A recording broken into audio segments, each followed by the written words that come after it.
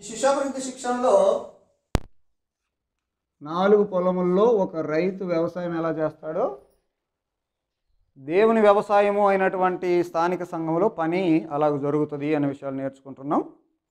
ఖాళీ పొలం, ఒక వ్యవసాయదారుడు ఖాళీ పొలాన్ని కనుక్కుంటాడు, దాంట్లో విత్తనం విత్తుతాడు, ఆ విత్తనాలు పెరిగితే వాటిని పెంచుతాడు, పైరుని పెరిగిన దాన్ని పంట కూర్చుకుంటాడు పంటను. ఓకే, ఇది దేవుని పని కూడా ఇలాంటిదే. వ్యవసాయంతో చాలాసార్లు పోల్చాడు. పైరు చూడండి, విత్తనాలు, గురుగులు, గోధుమలు అని యేసుప్రభు చాలా సందర్భాల్లో మాట్లాడాడు, కానీ అవన్నీ పైర్ల గురించి వాటి గురించి కాదు కదే.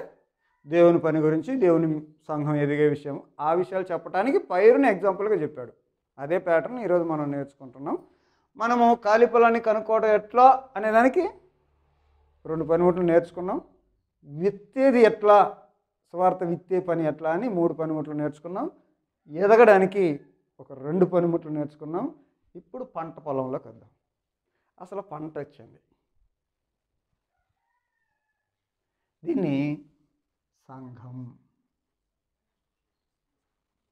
శిష్యులు బాగా తయారయ్యారు.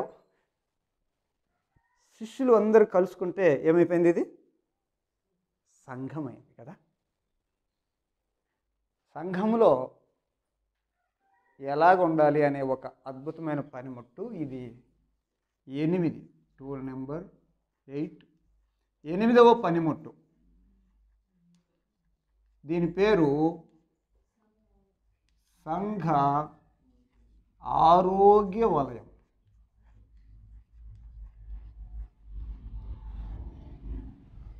కదా.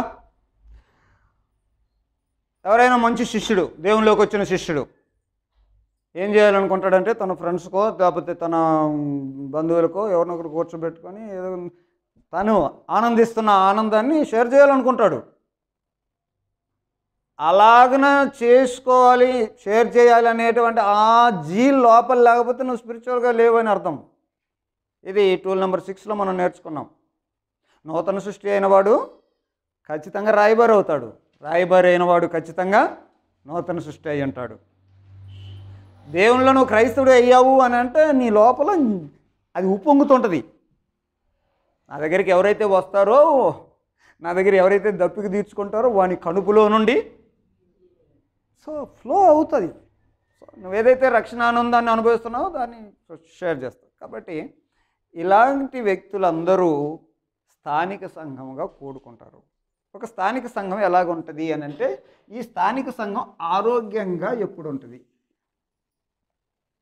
స్థానిక సంఘం హెల్దీ చర్చ్ ఎలాగవుద్ది అనే దానికి బైబిల్లో ఒక స్థానిక సంఘం, బైబిల్లో ఉన్న స్థానిక సంఘాన్ని మనం చూద్దాం.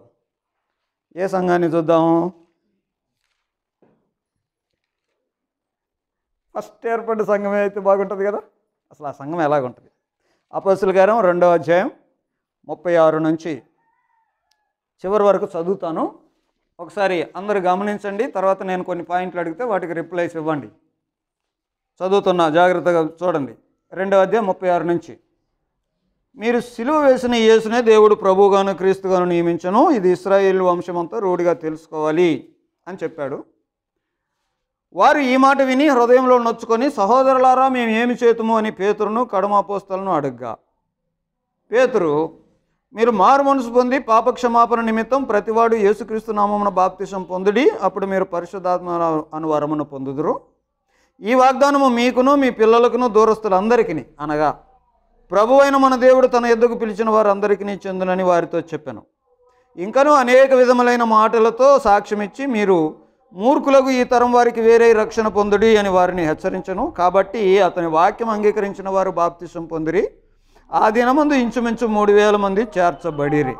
వీరు అపోస్తలుల బోధ యందును సహవాసమందును రొట్టె విరుచుట యందును ప్రార్థన చేయట యందును ఎడతెగక ఉన్నారు. అప్పుడు ప్రతివానికి భయం కలిగాను, మరియు అనేక మహత్కార్యములు సూచక్రియలు అపోస్తలుల ద్వారా జరిగాను. విశ్వసించిన వారందరూ ఏకముగా కూడి తమకు కలిగినదంతయు సమిష్టిగా ఉంచుకొనిరి. ఇదిగాక వారు తమ చరస్థిరాస్తులను అమ్మి అందరికీ వారి వారి అక్కర కొలది పంచిపెట్టిరి. మరియు వారి ఏక మనస్కులై ప్రతిదినము దేవాలయంలో తప్పక కూడుకొనుచు ఇంటింటా రొట్టె విరుచుచు దేవుని స్తుతించుచు ప్రజలందరి వలన దయ పొందిన వారై ఆనందంతోనూ నిష్కపటమైన హృదయంతోనూ ఆహారం పుచ్చుకొనుచుండిరి. మరియు ప్రభువు రక్షణ పొందుచున్న వారిని అనుదినము వారితో చేర్చుచుండాను. సో చర్చ్ ఏం చేస్తుంది, ఎలాగుంది అనే విషయాలు. ఫస్ట్ ఏర్పడినటువంటి చర్చ్, ఈ చర్చ్ ఎలాగుంది? చర్చ్ అంటే విశ్వాసులు కదా. సో ఈ చర్చి ఆరోగ్యంగా ఎలాగుంది? ఇలాంటి చర్చ్ ఎంత హెల్తీగా ఉంది, అది ఎంత బాగున్నారు వాళ్ళు. ఒక సంఘం ఆరోగ్యంగా ఉండడానికి ఏమేమి వాళ్ళు కలిగి ఉన్నారో మనం కొంచెం ట్రేస్ చేద్దాం. మన సంఘం కూడా ఆరోగ్యంగా అలాగుంటే ఆరోగ్యంగా ఉన్నట్టు, అలాగ లేకపోతే లేనట్టు కదా. వలయము అన్నా కాబట్టి డాట్స్ తోటి ఒక వలయం గీసేస్తా, సర్కిల్.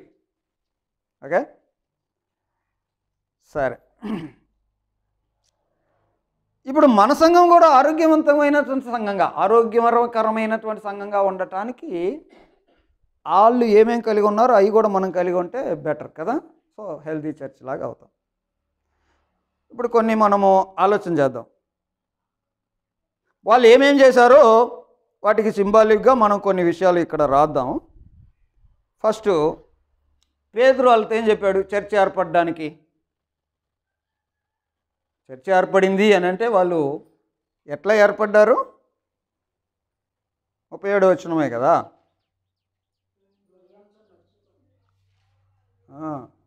హృదయంలో నొచ్చుకున్నారు. నొచ్చుకుంటే చర్చ్ మెంబర్ అయ్యాడా? ఏం చేయాలని అడిగాడు. అది అక్కడ తమ్ముడు చెప్తున్నట్టుగా ఏం చెప్పాడు? వాళ్ళకి ఫస్ట్ ఉండాల్సిన క్వాలిటీ, ఒక ఆరోగ్యవంతమైనటువంటి సంఘములు ఉండాలి అంటే సభ్యులు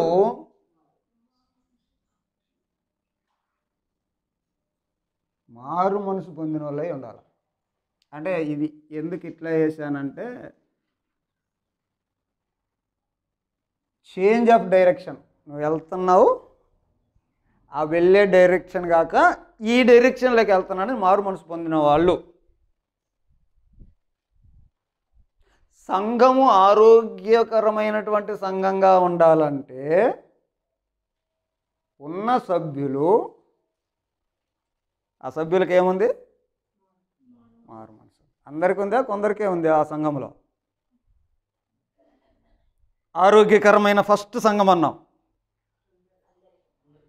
3000 మంది చేర్చబడ్డారు. ఈ 3000 మంది మారు మనసులోకి వచ్చిన వాళ్ళేనా? ఫస్ట్ చర్చిలో మెంబర్స్ అందరూ మారు మనసు పొందిన వాళ్ళు అంటే హెల్తీగా ఉంటుంది చర్చి.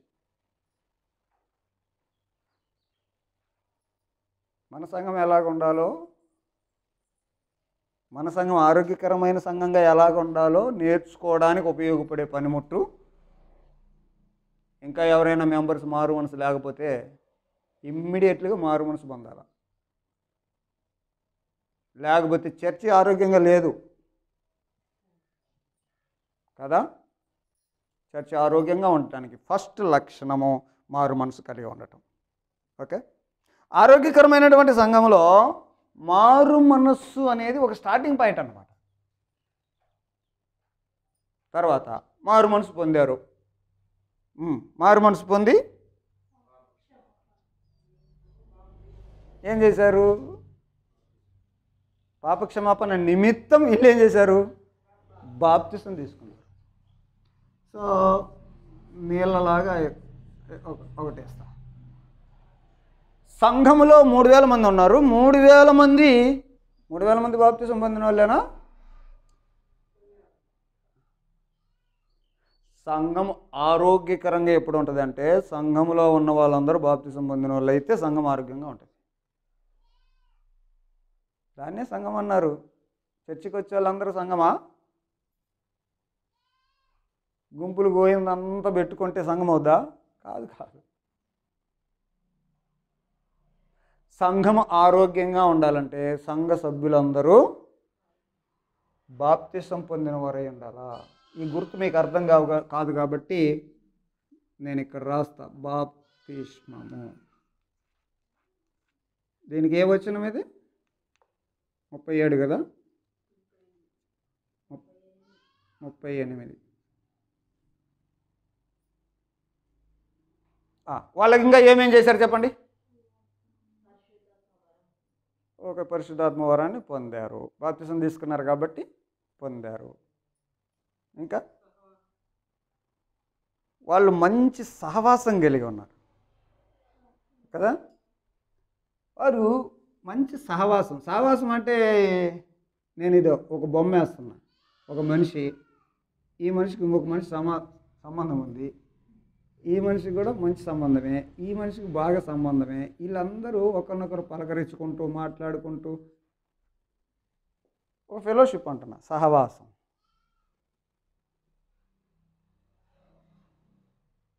సంఘం ఆరోగ్యంగా ఉండాలంటే సంఘ సభ్యులందరూ ఒకరికొకరికి మంచి సంబంధం కలిగి ఉండాలి. వీళ్ళింటికి నేను పోను, వాళ్ళ ఇంటికి నేను రాను, అట్టంటే సంఘం ఆరోగ్యంగా ఉండదు. ఇది గుర్తుపెట్టుకోవాలి. ఫెలోషిప్ అనేది that's a not friendship. Friendship అంటే ఉదయం నుంచి సాయంత్రం దాకా మాట్లాడుకోవచ్చు కదా, అర్ధరాత్రి దాకా కూడా మాట్లాడుకుంటుంటారు ఫ్రెండ్స్, అంటారా లేదా? అంటారు. ఫ్రెండ్షిప్. భార్యకు చెప్పలేనిడు కూడా ఫ్రెండ్కు చెప్తాడంట. ఫ్రెండ్షిప్కి అంత రిలేషన్ ఉంటే ఫెలోషిప్ అనేది ఫ్రెండ్షిప్కి ఇంకా మించింది. ఎంతకు మించింది అని అంటే సెమీ ట్విన్స్ ఉంటారు, వీణా వాణిల మాదిరి. ఈమె రక్తం ఆమెలోకి పోతుంటుంది, ఆమె రక్తం ఈమెలోకి వస్తుంటుంది, తలకాయలు అతకపోయింటి. కొన్ని బాడీలు ఉంటాయి సెమీ ట్విన్స్గా, 2 శరీరాలు పుడతాయి. గుండె ఒక దాంట్లో ఉంటుంది, ఇంకో దాంట్లో గుండె ఉండదు. ఆ గుండె కొట్టుకుంటుంటే ఈ బాడీ కదులుతుంటుంది. ఎలాంటి రిలేషన్ అది? ఆ ఇద్దరికి కోనోనియా అనే గ్రీకు పదం వర్ణిస్తుంది. అంత దగ్గర రిలేషన్. ఫ్రెండ్షిప్కి మించినటువంటి పదం ఏంటిది? ఫెలోషిప్. ఇప్పుడు ఈ ఆదిమ సంఘము ఫ్రెండ్షిప్ కలిగి ఉన్నారా? సంఘస్థులందరూ ఫెలోషిప్ కలిగి ఉన్నారా? సహవాసం అంటే అది. మన సహవాసాలు అనుకుంటారు కానీ కొట్టుకుంటుంటారు. కానీ సంఘం ఆరోగ్యంగా ఉండాలంటే రైట్ ఫెలోషిప్ ఉండాలి. నీ ఇంటికి నేను రాను, నా ఇంటికి నేను రాను, వాళ్ళతో నేను మాట్లాడి, ఈ బ్యాచ్ ఉంటే సంఘం ఆరోగ్యంగా ఏముంటుంది? నెక్స్ట్ ఇంకా ఏమున్నాయి దీనికి? సహవాసం.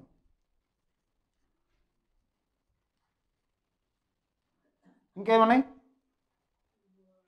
అపోస్తలుల బోధ.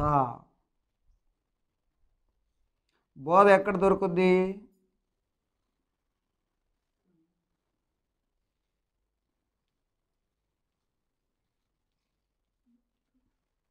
బైబిల్ అనుకోండి.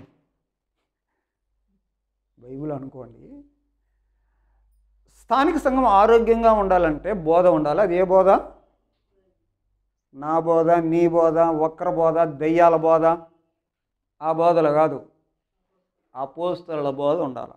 ఎందుకనంటే బోధలు చాలా రకాలైన బోధలు కలిగిన సంఘాలు ఉన్నాయి. ఒకడు పొద్దున్న లేచిన నుంచి దెయ్యాల కోసం ప్రార్థన చేస్తుంటాడు, అది ఒక సంఘం. దెయ్యముల బోధ అన్నారు. బైబిల్లో ఉంటాయిలే అవన్నీ. కల్పిత బోధ, వక్ర బోధ, తప్పుడు బోధ, నవ్వించే బోధ, కామెడీ బోధ, ఇవన్నీ కాదు. కరెక్ట్ బోధ ఉండాలి. ఏ బోధ కరెక్ట్ బోధ అంటే? అపోస్తలుల బోధ. అపోస్తలులు అలా చెప్పారా లేదా? అపోస్తలులకు ఎవరు చెప్పింటారు? అపోస్తలు అలా చెప్పారా లేదా అని నువ్వు అపోస్తలను ఫాలో అవ్వాలి. సరే, అపోస్తలులకు ఎవరు చెప్పారు? అది యేసుక్రీస్తు చెప్పాడు కదా. నేను చెప్పినవి చేయమని చెప్పండి అని వాళ్ళతో చెప్పాడు. సో అపోస్తలుల బోధ అంటే యేసుక్రీస్తు బోధ. మరి యేసుక్రీస్తుకి ఎట్టు వచ్చింది బోధ? పరలోకం నుండి వచ్చిన బోధ. సో అది ప్యాటర్న్. ఆ బోధ కలిగి ఉండాలి. అంతేగాని ఇప్పుడు అంత కామెడీ బోధలు, జోక్స్, నవ్వులు, ఈ బోధలన్నీ ఉంటే ఆరోగ్యకరమైన సంఘంగా ఉండదు.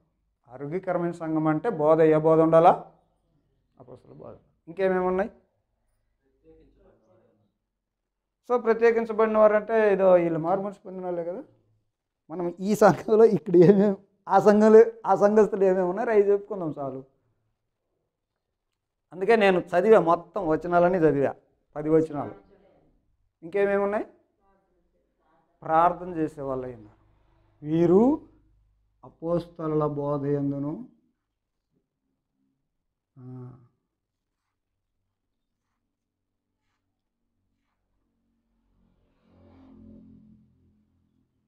సో అది ప్రార్థనలాగా ఒక బొమ్మ వేసాను అనుకోండి. ఏముంటుంది? స్థానిక సంఘంలో సభ్యులందరూ ప్రార్థన చేసేవాళ్ళేనా లేకపోతే కొద్దిమందేనా? వీరు ప్రార్థనలు ఎడతెగకున్నారు అని అంటే అందరూ ప్రార్థన చేసేవాళ్ళేనా కొందరేనా? ఏమా సరే, డౌట్ పడతారు. సంఘం ఆరోగ్యకరమైన సంఘంగా ఉంది అని అంటే అందరూ ప్రార్థన చేసేవాళ్ళ కొందరు చేసేవాళ్ళ? సింపుల్గా అర్థం చేసుకోవడానికి. కొంతమంది ఏళ్ళ తరబడి వస్తారు కానీ ఈ ప్రార్థన అని అంటే ఓ అంటుంటారు. మరి ఏందో అది ఆరోగ్యకరంగా ఎలాగుంటుంది? ప్రార్థన చేసే వారు సంఘంలో ఉంటే సంఘం ఆరోగ్యంగా ఉంటుంది. ఇంకేమేమి ఉన్నాయి? రొట్టె విరుచుట. ఓకే, సరే, ఇక్కడ వేస్తారు రొట్టెను.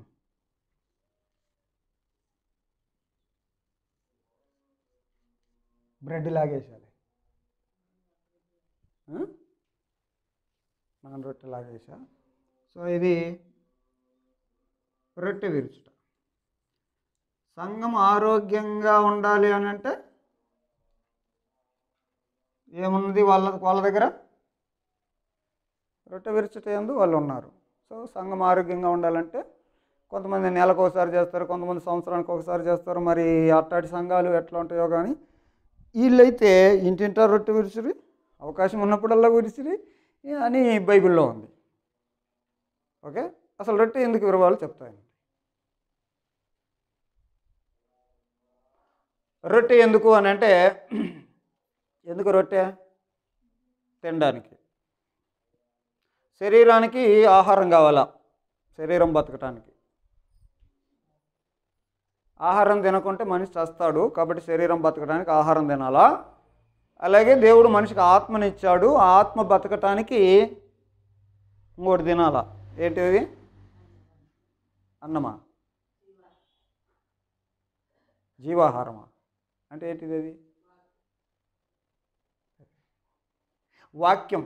వాక్యము అనే పాలు రక్షణ విషయంలో ఎదిగినట్లుగా కొత్తగా వచ్చిన దేవుళ్ళు వచ్చినాడు. పసిపిల్లవాడికి శిశువుడికి పాలు ఎలాగిస్తారో రక్షణలోకి వచ్చిన వాడికి వాక్యం ఇవ్వండి అని అన్నాడు. కాబట్టి ఆత్మ బతకటానికి ఆహారం ఏంటి? వాక్యం. శరీరం బతకడానికి అన్నం, ఆత్మ బతకడానికి వాక్యం. ఇప్పుడు నువ్వు యేసుక్రీస్తులోకి వచ్చావు. పాపముల చేత అపరాధముల చేత చచ్చిన మనల్ని దేవుడు జీవం ఇచ్చి బతికిచ్చాడు కదా. చచ్చిన వాడికి లోపలికి దేవుడు జీవం ఇస్తేనే కదా బతికావు. ఆ జీవాన్ని బ్రతికించుకోవడానికి నువ్వు కూడా తినాలా. ఎలాగ శరీరాన్ని బతికించుకోవడానికి తింటావో, ఆత్మను బతికించుకోవడానికి తింటావో, దేవుని ద్వారా వచ్చినటువంటి జీవం బ్రతకడానికి కూడా నువ్వు తినాలా. ఏం తినాలా? జీవాహారము నేనే అన్నాడు ఆయన. ఏ ఆహారం? శరీరాహారం కాదు, ఆత్మాహారం కాదు, జీవాహారం. నేనే, నా శరీరం తినండి, నా రక్తం తాగండి అన్నాడు. కాబట్టి బల్ల ఎందుకు తీసుకోవాలా? చచ్చిన నేను బ్రతికాను, దేవుడు నాకు జీవం ఇచ్చాడు, ఆ జీవాన్ని బ్రతికించుకోవడానికి నేను రొట్టె ద్రాక్షరసం తీసుకోవాలి అని తీసుకోవాలి. అందుకోసం బల్ల. అంతేగాని ఇదేం ప్రసాదం కాదు. లేకపోతే మన తప్పులన్నీ పోయిన వారం అంతా చేశాను మళ్ళీ క్షమించని ఒప్పుకోవడానికి కాదు. అది చేస్తుంటాం మనం క్రైస్తవులు, అంతే కదా. బల్ల దగ్గరికి వచ్చారు, పరీక్షించుకోండి. ఓకే, పరీక్షించుకుంటాం. కానీ తీసుకోవాల్సింది ఎందుకు? ఈ ఆహారం, జీవాహారం. ఏ ఆహారం? బల్ల దేవుడు నీకు ఇచ్చిన జీవాన్ని బ్రతికించుకోవడానికి తీసుకోవాల్సిన ఆహారం. అందుకని వీళ్ళు ఈ మొదటి సంఘం వాళ్ళు ఎప్పుడు కూడుకుంటే అప్పుడు తింటున్నారు. ఎందుకని? ఆ జీవం మాకు కావాలి, ఆ జీవం మాకు కావాలి. రైట్, అర్థమైందా? సో బల్ల తీసుకుంటున్నారు. ఏ వచనంలో ఉంది ఇది? 42. ఇంకా ఏమేమి ఉన్నాయి?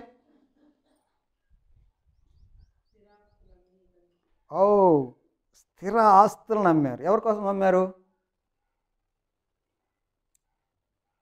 అమ్మిండంట. ఎందుకు అమ్మిండ్రు ఇంతకి? మంచి చర్చి బిల్డింగ్ కట్టిద్దామనా, పెద్ద చర్చి కట్టిద్దామనా, లేకపోతే పెద్ద మీటింగ్ పెడదామనా? అది అక్కర కలిగిన వానికి పంచిపెట్టుడు నిమిత్తం మన సంఘంలో ఇబ్బందులు పడుతున్న ఈ సహోదరి, ఇబ్బందులు పడుతున్న ఆ సహోదరుడు, వాళ్ళకి ఏమైనా హెల్ప్ అవుతుంది అని ఇందులో ఏం కనపడుతుంది? ప్రేమ కనపడలేదా?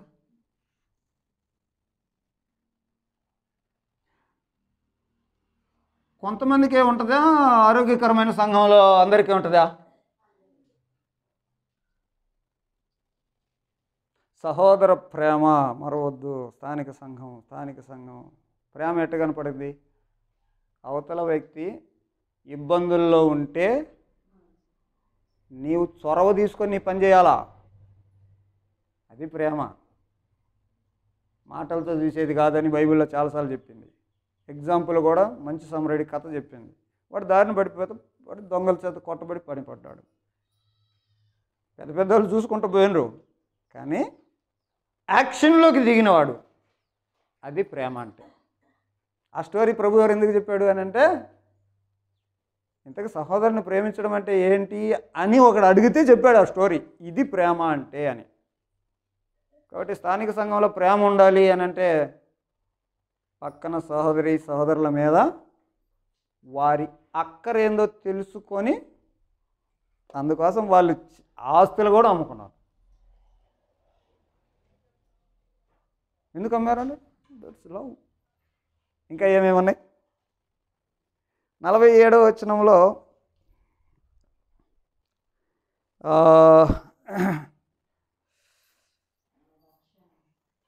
46 చదివితే 46లో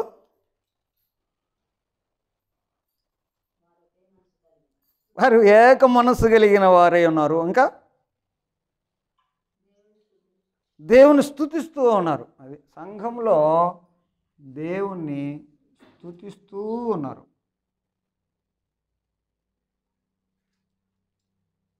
అందరా కొందరా?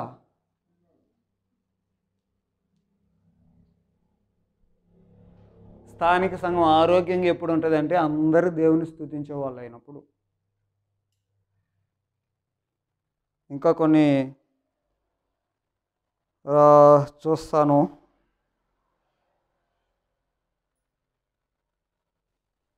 ఎన్ని సుమారుగా అయినాయి? 45 ఇందాక చదివిన 45వ వచనం.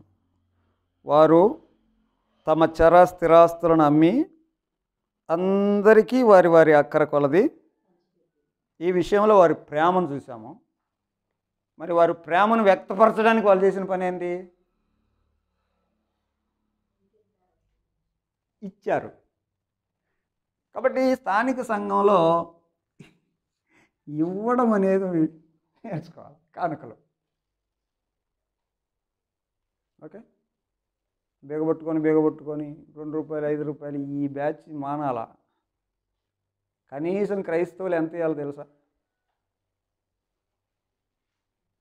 వాళ్ళు ఇశ్రాయేలీలు, యూదులు, వాళ్ళు ఏ చట్టం కింద ఉన్నారంటే ధర్మశాస్త్రం కింద ఉన్నారు.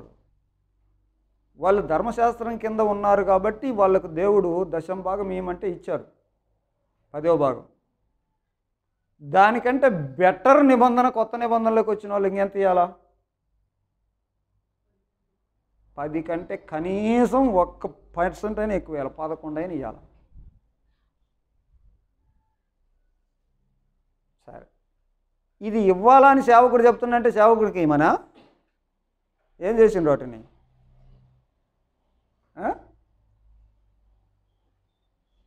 ఆరోగ్యకరమైన సంఘంలో అందరూ తెచ్చి సేవకునికి ఇచ్చారు. ఆరోగ్యకరమైన సంఘంలో ఏముంటుంది?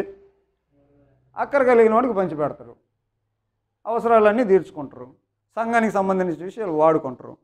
అదే ఆరోగ్యకరమైన సంఘం కాదనుకో,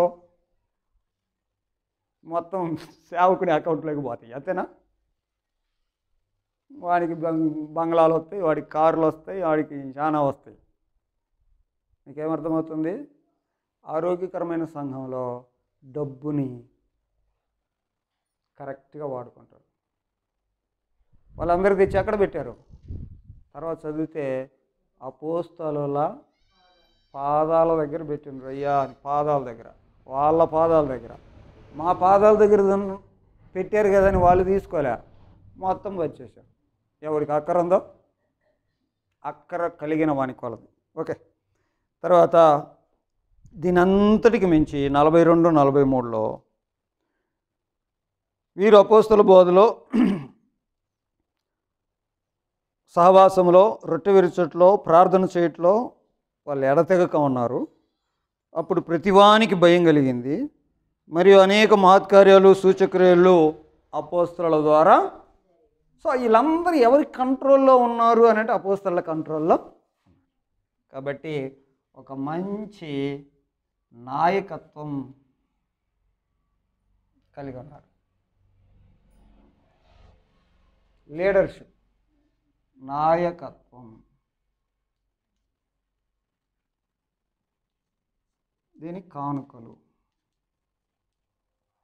ఓకే, ఒక ఆరోగ్యకరమైన సంఘంలో ఏమేమి ఉంటాయో ఇది చూసాం.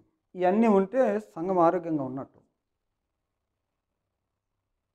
ఇవన్నీ ఉన్నట్టు ఉంటాయి, కానీ కొన్ని కానుకలు ఇందాక మాట్లాడుకున్నాం. బోధ అన్నాం, నిజమే కదా. బోధలు సంఘంలో ఉంటున్నాయి, కానీ ఈ బోధలే ఉంటున్నాయా? తేడా ఉంటుంది.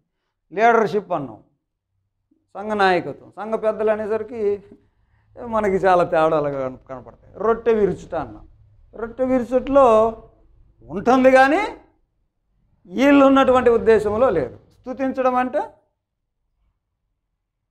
అందరూ స్తుతించాలంటే పర్సనల్ ఫీల్ అయ్యి స్తుతిస్తారు, రికార్డింగ్ పాటలు కాదు. ప్రేమ, స్థానిక సంఘంలో ప్రేమ అంటే ఆ సంఘంలో అలాగుంది, ఆరోగ్యకరంగా ఉంది కాబట్టి. సహవాసం అంటే ఫెలోషిప్, ఒకరికొకరికి అలాగున్నారు వాళ్ళు. ఆ రోజు ఒకళ్ళు ఎవరైనా చర్చికి రాలేదే అనుకో, ఎట్టుంటుంది వాళ్ళకు, మిగతా వాళ్ళకి పట్టకొద్దం పారవని ఎత్తకొద్దం పారని పోతారేమో అందరూ. ఎందుకనంటే అలాంటి రిలేషన్ ఉంది వాళ్ళకి కదా. ప్రార్థన మనకు తెలుసు కదా, పేతురుకి చెరసాల్లో పడితే సంఘమైతే అత్యాసక్తితో చాలా. సో అందరు బాప్తిసం తీసుకున్నారు. ఇవన్నీ ఏం చెప్తున్నాయంటే సంఘ ఆరోగ్య వలయం అన్నాను కదా. ఎన్ని పాయింట్లు నేర్చుకున్నాం మొత్తం? మారు మనసు. మారు మనసుకి సంఘము ఎట్లా అయింది అనుకోండి, డాట్స్ పెట్టా. ఓకే, సంఘంలో రెండో పాయింట్ బాప్తిసం అనుకో. బాప్తిసం అని ఈ లైన్స్ అన్నీ కలిపేశా. అప్పుడు సంఘం ఎట్టుంది చూడండి. డాట్స్ కంటే కొంచెం బాగానే కనపడుతుందా? స్ట్రాంగ్గా ఉందా? సరే, అందరూ ప్రార్థన కూడా చేసేవాళ్ళు, దానికి ఇంకొక లైన్ వేస్తా. అందరూ ప్రార్థన చేసేవాళ్ళు కాబట్టి ఇంకొంచెం స్ట్రాంగ్ కనపడుతుందా? అందరూ మంచి సావాసం కలిగి ఉన్నారు, దానికి ఒక లైన్ గీస్తా. అందరూ ప్రేమ కలిగిన వారు,